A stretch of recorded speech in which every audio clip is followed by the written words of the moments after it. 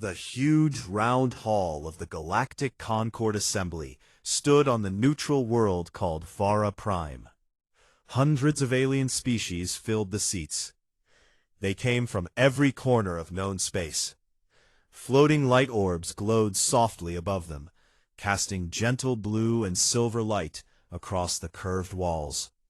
The air felt thick with many sounds.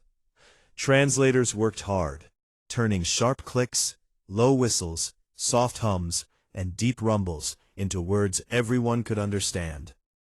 At the center podium stood Elder Krell. He belonged to the Vorsian Dominion, a very old and powerful group of insect-like beings. His tall body shone with dark green plates. His large mandibles moved slowly as he spoke. His voice came out clear through the translator. Today he talked about humans. For too long, Elder Krell said, we have allowed the human species special treatment. They spread fast. They build colonies where others hesitate. They claim systems we agreed should stay empty. Their growth is unpredictable.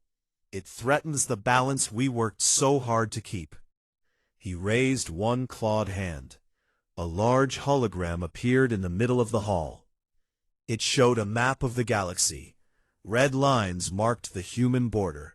3 small yellow dots blinked beyond that line. Those were the new human colonies everyone argued about. These 3 systems, Elder Krell continued, were marked as shared zones. Humans moved in anyway.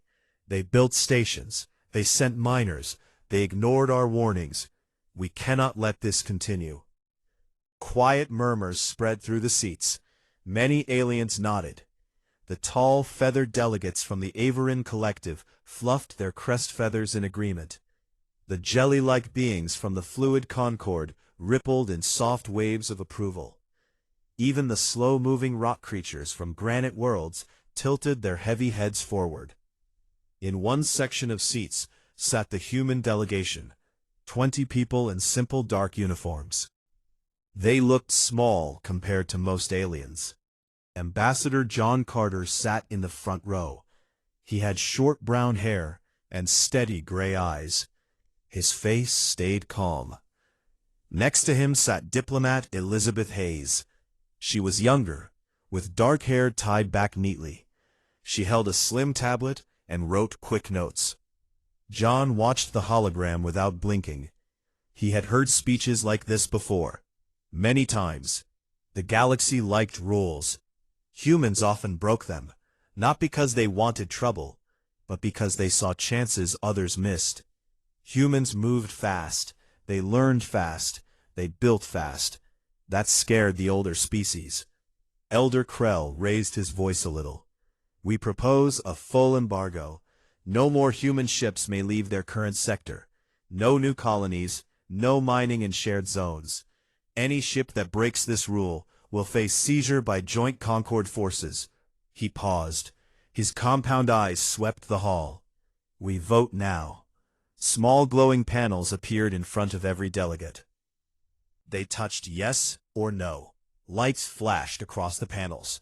Green for yes, red for no. The count climbed fast. Green lights filled most of the board. Only a few red dots showed, mostly from smaller species that traded a lot with humans. The final count appeared in giant letters above the podium. Yes, 487. No, 41.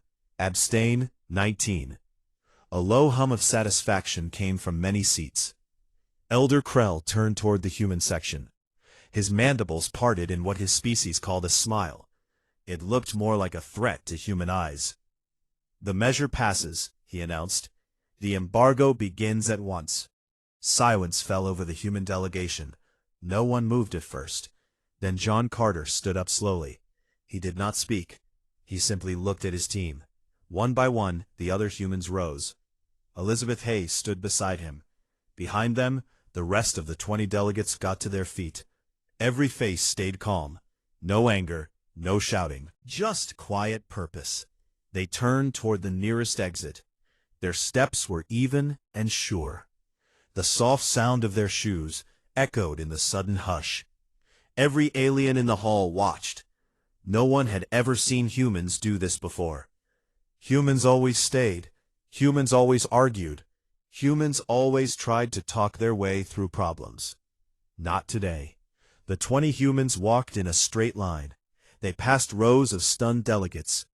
A young Averin tilted his head in confusion. A Vorsian guard shifted his weapon, but did not move to stop them. The humans reached the tall, curved doors. The doors sensed their approach and slid open with a low hiss.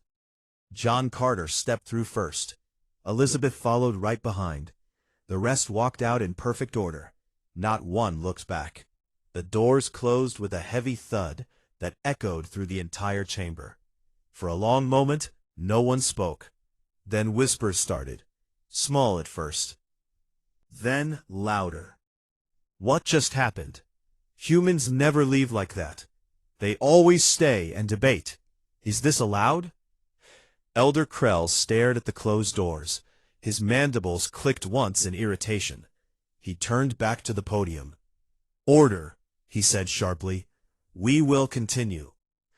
But the mood in the hall had changed. The light orbs seemed dimmer. The air felt colder. Many delegates looked at each other with growing worry. They remembered old stories, stories about humans, how they smiled when they were polite, how they stayed quiet when they planned, how they acted calm right before they changed everything. A tall, thin delegate from the Luminar Concord stood up. His glowing skin pulsed nervously. Elder Krell, he asked, what happens now? Will humans obey the embargo? Elder Krell paused. They must. The Concord has spoken. The Luminar delegate sat down slowly. He did not look sure. In another part of the hall, a small group of traders from the Outer Rim systems leaned close. One of them, a furry being with large ears, whispered, I trade ore with humans. Good prices, fast delivery. If they stop. His friend cut him off. They will not stop. They will do something else, something big. Across the chamber, a young human cultural officer named William Brooks stayed in his seat. He had been told to remain as a liaison. His job was to answer questions after the vote. Aliens turned toward him now. Many eyes, stalks, and sensors focused on the lone human who had not left. One of the rock creatures rumbled, You, human, explain this action. William looked up. He gave a small shrug. They asked for respect, he said in a quiet voice. You gave them rules instead. The rock creature grunted. No one knew what to say after that. Outside the chamber, in the wide corridor with crystal walls, John Carter stopped. He touched the small device on his wrist. A soft blue light appeared. All vessels, he said clearly. This is Carter. Execute Protocol Eclipse. Immediate departure. Far above them, on the orbital station, human ships began to move. Engines glowed. Docking clamps released. Alarms sounded in alien control rooms. Sensors screamed warnings. Human diplomatic shuttles and hidden escorts powered up together. Inside the hall, more whispers turned to worried voices. Delegates pulled out communicators. Urgent messages flew across the galaxy at light speed. The humans had walked out. Not in anger, not with threats, in silence. And that silence felt louder than any shout. The galaxy had never heard anything so frightening before. The command center sat deep under the Rocky Mountains on Earth. Thick concrete walls and layers of rock kept it safe from almost anything. Inside, bright screens covered every wall. Maps of stars, ship positions, and data streams moved across them like rivers of light. Admiral Daniel Hayes stood in the middle of the room. He was tall, with short gray hair and sharp blue eyes that missed nothing. His uniform looked plain, but everyone knew his name carried weight. He stared at the main hologram. It showed the assembly hall on Vara Prime. The recording played again. 20 humans standing up in silence, turning and walking out. The doors closed behind them.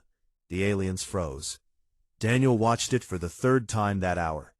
A small smile touched his lips, not happy, just knowing. His executive officer, Captain Sophia Grant, stood beside him. She had dark hair pulled back tight, and a calm face that hid how fast her mind worked. She crossed her arms. "They really did it," she said quietly. "Just walked out. No yelling, no speeches." Daniel nodded once. "They underestimated us again. Always do. They think rules stop people who want more than rules allow." Sophia looked at the side screens. Reports came in fast. Human ships had already left the orbital station around Vara Prime. They moved clean and quick. No one chased them. The aliens were still too surprised. Daniel turned to the room. Officers sat at stations. They waited for his word. "All right," he said in a steady voice. "Protocol Eclipse is active. Phase 1 complete. Now Phase 2. He touched a panel. New maps appeared. Red lines showed old trade routes the galaxy depended on. Blue dots marked human-controlled systems. Green arrows showed where human fleets waited. "Cut the flow," Daniel ordered. "Start with the rare mineral lanes first. No announcements. Just stop deliveries. Quietly." Officers moved fast. Messages went out, encrypted and fast. On distant worlds, human freighters changed course. Some shut down engines and waited in deep space. Others turned back toward human space. Alien ports that expected shipments soon got silence instead. Daniel walked to another screen. It showed joint research stations, places where humans worked side by side with aliens. "Evacuate them all," he said. "Full wipe on data cores. Leave nothing useful behind." Sophia gave the order. Teams on those stations moved like they had practiced it 100 times. Scientists packed what they could carry. Engineers set timed wipes. When the last human shuttle left each station, the lights went dark. Important files vanished forever. Alien partners would find empty rooms and blank servers. One screen showed a live feed from a research base near the Vorsian border. A human engineer locked the final door. He looked straight into the camera. "Wipe complete," he said. "Heading home." Daniel gave a short nod. "Good work." Across the galaxy, the changes started small. Then they grew. Alien traders waited at docks for human cargo ships that never came. Factory managers stared at empty supply lists. Diplomats on many worlds got urgent calls from their leaders. "Where are the shipments? Why are the stations empty?" No one had answers yet. In the assembly hall on Vara Prime, panic grew louder. Elder Krell stood at the podium again. His mandibles clicked fast. "We demand an explanation," he shouted. But the human liaison, William Brooks, sat alone in the human section. He looked relaxed. A tall delegate from the Averin Collective stepped forward. "Human," she said, feathers raised high. "Your people left. Now our stations stand empty. Our ships wait with no fuel cells. Speak." William leaned back in his chair. "I'm just here to answer polite questions," he said. "You didn't ask politely before. You made rules. Now, answer me this. We followed them by leaving." The hall filled with angry sounds, whistles, clicks, low growls. Elder Krell raised both hands. "Enough. We will send a formal protest. They must return to talks." But even as he spoke, new alerts flashed on every delegate's panel. Human fleets appeared on sensors, not near Earth, not hiding, right along the main hyperlane junctions, the roads that connected most of the galaxy. A Vorsian admiral on screen looked shaken. "They have carriers," he reported. 3 full groups, fighters deployed. No aggressive moves yet, but they block the lanes. Elder Krell's compound eyes narrowed. "Block? They dare?" "They do not attack," the admiral said.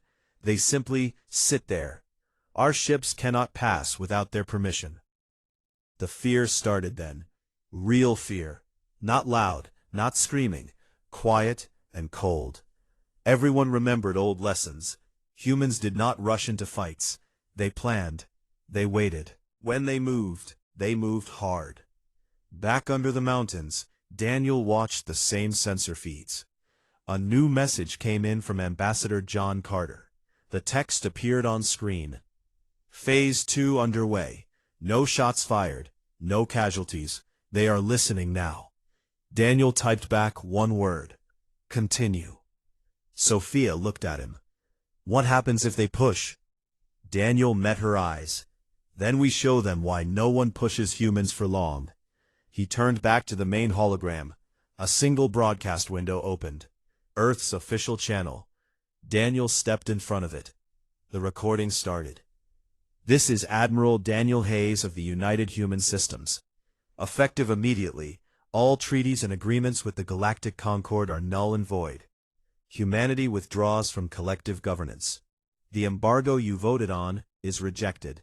Any attempt to enforce it will be considered an act of war. He paused.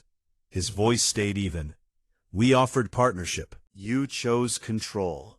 Now you face the result. Choose wisely. The message ended.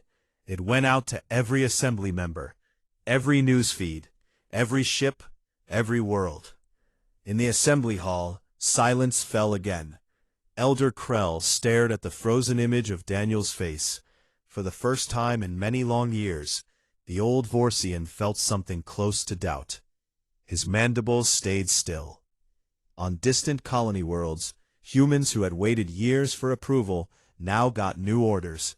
Build, expand, mine, settle. No more waiting for permission. Stations grew overnight. Shipyards lit up with welders' sparks. New ships slid from construction bays faster than anyone thought possible. In one system, a human governor named Olivia Torres stood on a high tower. She watched cargo haulers rise into the sky.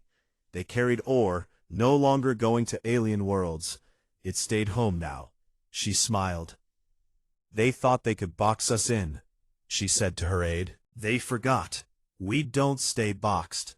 Far away, alien scouts watched human space from long range. They saw the movement, the growth, the quiet power. They sent urgent reports home. The galaxy waited. No one moved first. Everyone watched the humans. And the humans kept working. No rush, no fear, just steady steps forward. Under the mountains, Daniel Hayes turned off the main hologram. The room lights dimmed a little. He looked at Sophia. Phase 3 tomorrow, he said. Let's see how long they stay quiet. Sophia nodded. They won't stay quiet forever. Daniel gave a small smile. Good. We're ready when they aren't. Outside, on Earth's surface, night covered the land. Stars shone bright above the mountains. Ships climbed toward them, not to fight, not yet, just to take their place. The galaxy saw them go. And for the first time in centuries, many old species felt small. 2 days passed after the trial of endurance. The Kalorian flagship stayed in orbit around the neutral planet. Repairs happened on small damage from the arena tests. Crew moved quietly. Everyone felt the tension in the air. Ethan spent most of his time in the human guest quarters. A doctor from their ship came aboard to stitch the deep cut on his side and wrap his leg. The pain stayed, but he ignored it. He cleaned his knife. He checked his gear. He spoke little. When Captain Laura Hayes asked how he felt, he only said, "Ready." Queen Varela stayed in her private chambers most of the time.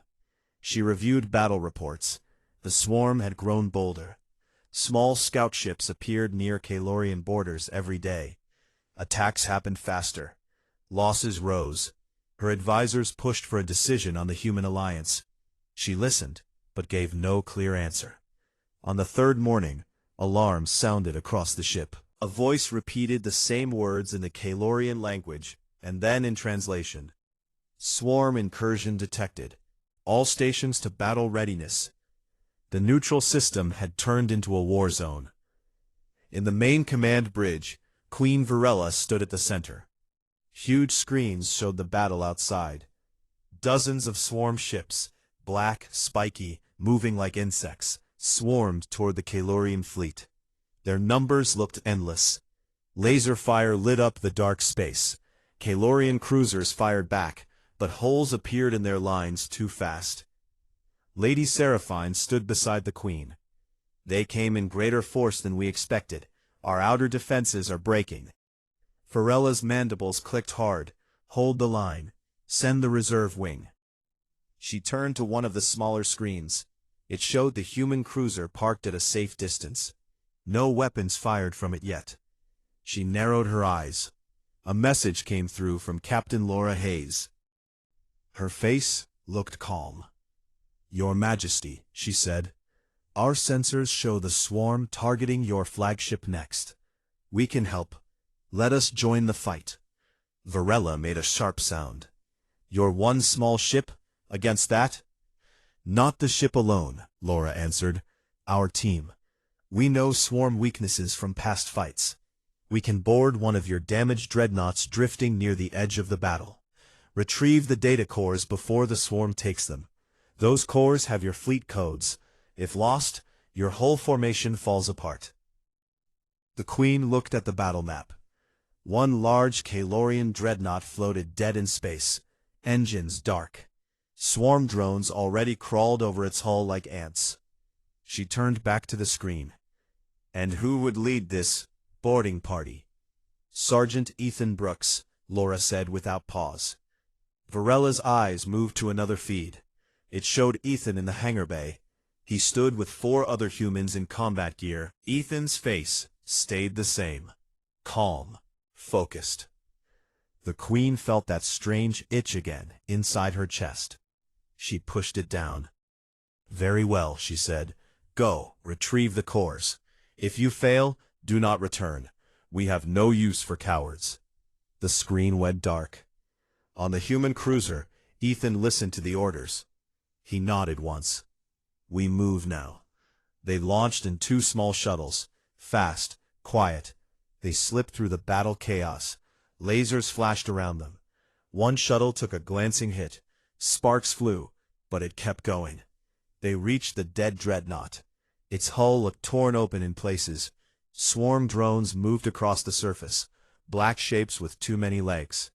The shuttles docked at a side hatch. The team cut through the door. Inside, the corridors were dark. Emergency lights glowed red. Air smelled of smoke and burned metal. Ethan led the way. He carried his rifle low. The others followed close. 2 with heavy weapons, 1 with tools to crack the data vault, 1 watching their backs. They moved fast but careful. Swarm drones appeared in the first corridor. Small ones, fast. Ethan raised his rifle. 3 quick shots. 3 drones fell, sparking.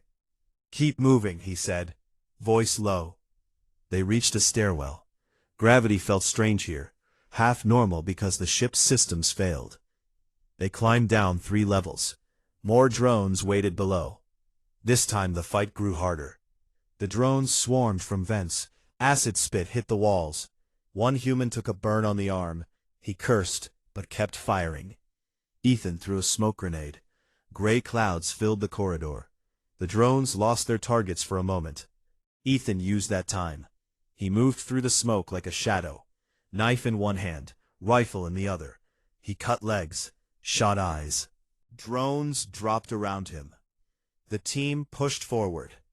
Up on the flagship bridge, Queen Varella watched the helmet feeds from the human team. Small cameras showed everything. She saw Ethan fight. No wasted moves, no panic, just steady work. Lady Seraphine spoke softly. "He adapts. Our warriors would charge straight in. He uses the environment." Varella said nothing. Her claws gripped the rail tighter. The humans reached the data vault. Thick door, locked. The tool specialist worked fast. Sparks flew as he cut through. Swarm warriors appeared then. Not drones, but bigger ones. Tall, armored, claws like swords. Acid blades dripped from their arms. The fight turned brutal. Ethan stood at the front. He fired until his rifle clicked empty. Then he dropped it, pulled his knife, charged the first warrior. The creature swung. Ethan ducked, slashed at its knee joint. It stumbled, drove the knife into the soft spot under its neck plates. Green blood sprayed. Another came from the side. Ethan rolled away. The acid blade cut the floor where he stood seconds before. Smoke rose. He grabbed a piece of broken metal from the wall, used it like a shield, blocked one strike, then another. He countered with the knife, found weak points, joints, eyes, neck. One by one the swarm warriors fell. The vault door opened with a hiss. The specialist ran inside, started pulling data cores, small glowing boxes. "Almost done," he called. More swarm poured in. Ethan stood between them and the door. Alone now. The others covered the specialist. He fought. Blood ran down his face from a cut above his eye. His side bled again. The old wound opened. His leg dragged a little. But he did not stop. He used the corridor walls, bounced off them to dodge, lured enemies into tight spaces where they could not swing fully. Improvised traps, pulled down loose cables to trip them, threw broken pieces to blind them. Queen Varella watched every second. Her breathing changed, shallower, faster. Lady Seraphine noticed. "Your Majesty?" Varella did not answer. The specialist shouted. Cores secured. The team ran for the exit. Ethan covered their retreat. He backed up step by step, firing the last pistol he took from a fallen teammate. One swarm warrior lunged. Ethan met it head-on. They crashed together, rolled across the floor. Claws raked his shoulder. He stabbed upward, found the heart spot. The warrior went still. Ethan pushed the body off, stood, limped after his team. They reached the shuttle. Doors closed, engines roared. They pulled away from the dreadnought, just as swarm ships closed in to claim it. Back on the flagship, the bridge crew cheered quietly when the human shuttles docked safely. Queen Varella turned away from the screens. She walked to a side window, looked out at the battle still raging. The data cores arrived minutes later, handed over by Captain Hayes herself. "They did it," Laura said. "Your codes are safe." Varella took the cores without a word. She looked at the box for a long time. Then she spoke, voice low. "Where is the sergeant?" "In medical," Laura answered. "He's hurt, but alive." Varella nodded once. She turned back to the battle screens. With the codes, her fleet could regroup. New orders went out. Formations tightened. Fire increased. The swarm line began to break.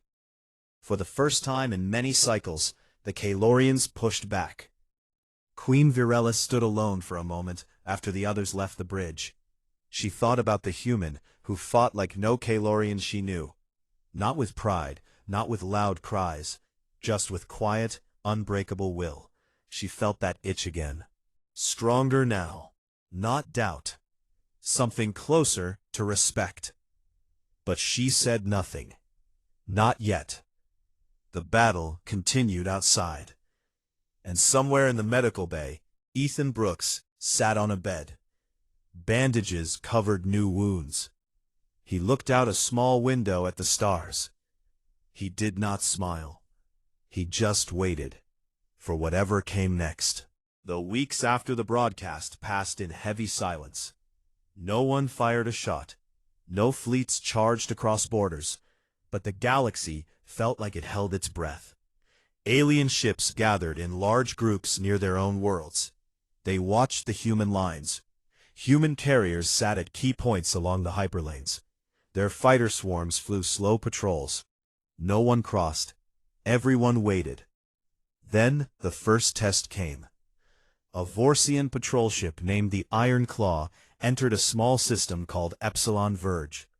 The system sat on the edge of what used to be shared space. Humans had claimed it months ago. The Iron Claw moved in slow. Its captain wanted to test the new border. Sensors swept the empty space. Nothing showed at first. The captain felt bold. He ordered the ship deeper. 3 human destroyers appeared without warning. One moment the space was clear. The next, they decloaked close, too close. Their weapons locked on. Bright targeting beams painted the Iron Claw red on every screen. The Vorsian bridge filled with sharp alarm sounds. The captain froze. His mandibles opened, but no words came out. A calm human voice came over the open channel. "This is Captain Marcus Hale of the UNS Vigilant. You have entered restricted space without clearance. Power down engines and prepare to be boarded. Do not resist." The Vorsian captain looked at his crew. They looked back with wide eyes. No one moved to fight.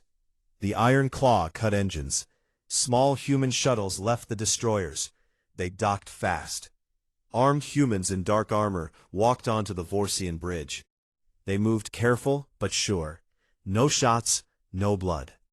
The captain signed the surrender form with shaking claws. The ship was towed to the nearest human station. News spread like fire through dry grass. Every assembly feed showed the same clip. The 3 destroyers appearing from nothing. The Vorsian ship going dark. Humans boarding without a fight. Delegates stared at screens in their private rooms. Fear turned real. Elder Krell called an emergency session. The hall on Vara Prime filled fast. Voices rose high. "They took our ship," one delegate shouted. "They will take more," another cried. Krell stood at the podium. His plates looked duller than before. He tried to speak calm. "We must respond as one," he said. But his voice shook a little. No one agreed on what to do. Some wanted war. Most wanted talks. All felt the same cold truth. Humans did not start the fight. They just finished it. Far from Vara Prime, human space changed fast. On worlds the assembly once blocked, new activity grew.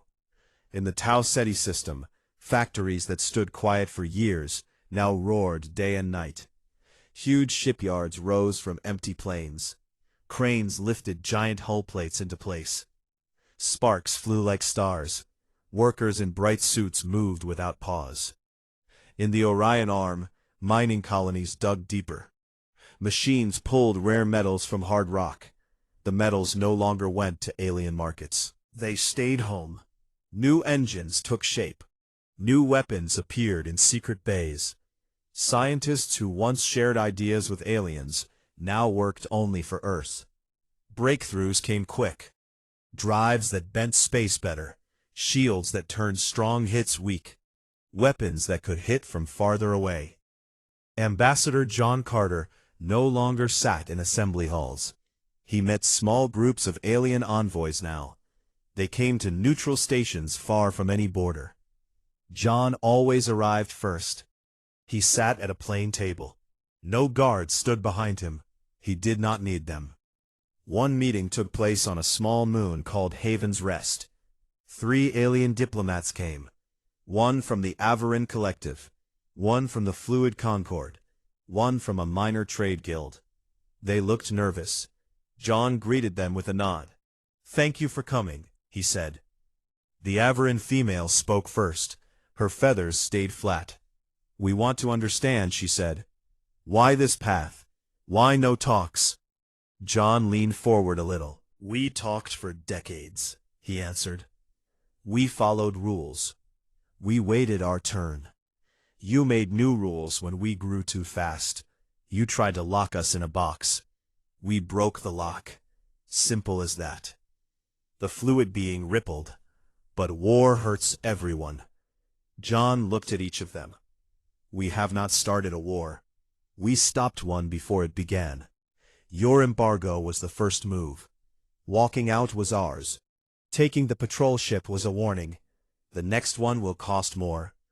Silence fell on the small room. The trade guild member spoke last. His voice came low. "What do you want now?" John thought for a second. "We want what we always wanted. Freedom to grow. Trade if you want it. Alliance if you earn it. But no more control. No more votes on what we can do." The aliens left quiet. They carried John's words back to their leaders. Days turned to weeks. More alien ships tested the lines. Most turned back when human ships appeared. A few pushed. Those few learned fast. Human forces did not destroy. They captured. They held. They sent the crews home with one message: do not come back without permission. Reports filled assembly channels. Human colonies grew. New cities rose on cold worlds. Farms covered dry planets. Populations climbed. Trade with small independent systems started again, but only on human terms. In one distant system, a human named Robert Klein stood on a new station bridge. He watched a Vorsian freighter approach slow. It carried a white flag signal. Robert opened the channel. "State your purpose," he said. A tired Vorsian voice answered. "We seek trade, food for our outer colonies. We have no weapons. We come in peace." Robert paused. He checked his orders. Then he spoke. "Dock at Bay 3. We will talk terms." The galaxy watched every move. Fear did not fade. It grew deeper. Humans did not act wild. They acted calm. They acted like people who knew they could win. On Earth, Admiral Daniel Hayes stood in the command center again. New maps showed human space larger than before. Sophia Grant pointed to a cluster of stars. "They are starting to talk," she said. "Small deals. Nothing big yet." Daniel nodded. "Good. Let them come to us. We wait." He looked at the main screen. It showed Ambassador John Carter walking through a corridor after another meeting. John looked tired, but steady. Daniel spoke quiet. "They feared us when we stayed quiet. Now they fear us because we move." Sophia smiled a little. "And we keep moving." Outside the command center, the Rocky Mountains stood tall and dark. Ships rose from launch sites. They carried people to new homes. They carried hope. They carried power. The galaxy no longer saw humans as newcomers. It saw them as the ones who left the table and built their own. And every day, that new table grew bigger. Months passed since the humans walked out. The Galactic Concord Assembly still met on Vara Prime. The huge hall looked the same. Light orbs still floated above. Delegates still sat in their curved seats. But everything felt different. The air carried worry. Voices stayed low. Eyes darted around more often. Elder Krell stood at the podium again. His green plates looked worn. His mandibles moved slower than before. He called for order. The hall grew quiet. He spoke in a careful tone. "We face a new reality," he said. "The humans no longer join us. They ignore our rules. They expand. They trade on their own terms. Our embargo failed. Our fleets wait, but they do not act. We must decide what comes next." A delegate from the fluid Concord rippled slowly. "We should lift the embargo," she said. "Offer new terms. Ask them to return." Murmurs rose. Some agreed. Some shook their heads. A tall Averan male stood up. His feathers lifted high. "After they took our ships, after they cut our supplies, they must pay for this. Paying means war. War means loss for all. Look at the maps." A hologram appeared. It showed the galaxy as it looked now. Old Concord borders appeared in faint gray. New human borders glowed bright blue. They stretched farther than before. New colonies blinked in systems once marked empty. Human trade lanes appeared in solid blue. Alien ships used them only with permission. The hall stayed silent. Everyone saw the truth. The humans did not just leave. They redrew the map. A small delegate from a trade guild spoke next. His voice came soft. "My people already made deals with them. Food for technology. Ore for medicine. The deals work. Better than before." More voices joined. "Ours too. They pay on time. They do not demand votes." Elder Krell clicked his mandibles once. "We are losing allies," he said quietly, "by choice." Across the galaxy, the shift grew clear. Species that once followed the Vorsian lead now looked elsewhere. Small alliances formed, not against humans, around them. A group of rim worlds signed a pact with Earth for shared defense. A cluster of mining planets traded directly with human stations. Even some Vorsian colonies sent quiet requests for talks. On a neutral station called Nexus Point, Ambassador John Carter met more envoys. This time the room held 10 aliens. They came from different species. None wore assembly badges. They came as equals. John sat at the head of the table. Elizabeth Hayes sat beside him. She took notes on her tablet. John spoke first. "We welcome honest partners," he said. "No control, no embargoes. Trade what helps both sides. Help each other when needed. That is all we ask." One envoy, a rock-like being from Granite Worlds, rumbled deep. "Your people build fast. Our worlds need that speed. We offer stone and heavy metals. You offer ships and tools." John nodded. "Yes, fair exchange." The meeting went on for hours. Agreements took shape. Simple ones, clear ones. No long treaties, just promises kept. Back on Earth, life moved forward. In the command center under the mountains, Admiral Daniel Hayes watched new reports. Screens showed growing human space. New shipyards finished their first carriers. Colonies sent pictures of green fields on red deserts. Cities rose tall under strange skies. Captain Sophia Grant stood next to him. She pointed to one screen.